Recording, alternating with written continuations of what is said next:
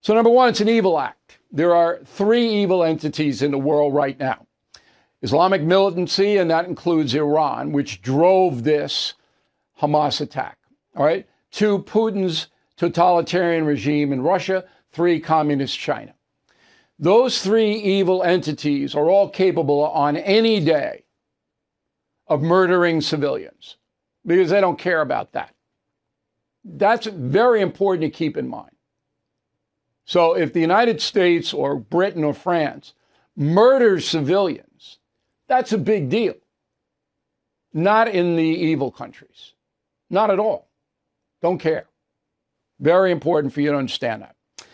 Now, this conflict has been underway for 2,000 years, and it's never going to end. You can have treaty after treaty after treaty after treaty, not going to end. Certain amount of Arabs are going to hate the Jews, and the Jews are going to be on the defensive, protecting themselves. Okay? That is not going to stop. Now, why the criticism toward Israel? Because Israel does overstep sometimes in its defense. There's no doubt about that.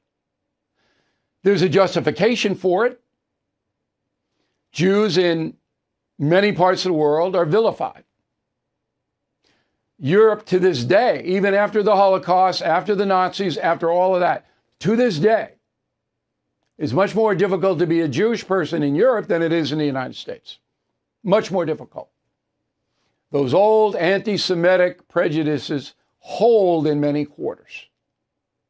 The Jews know that. They had to have a safe place, to use the lexicon of today. Harry Truman, after World War II, provided that safe place, as did Great Britain. That was a civilized thing to do. By doing that, they trampled on the Arabs who were living in Palestine. The Jews came in, took over, ran it the way they wanted to run it. The Arabs were shunted aside. And believe me, there is no love lost between the Palestinian people and the Jews. They hate each other, generally speaking. The United States can't do anything about this other than to help Israel, which is our ally. Trump was a very strong proponent of Israel. Biden is not. You don't believe me? Ask Netanyahu. Okay? Biden is not, nor was Barack Obama. They're not anti-Israel. They're not anti-Semitic, but they weren't at the level of a Trump or a George W. Bush.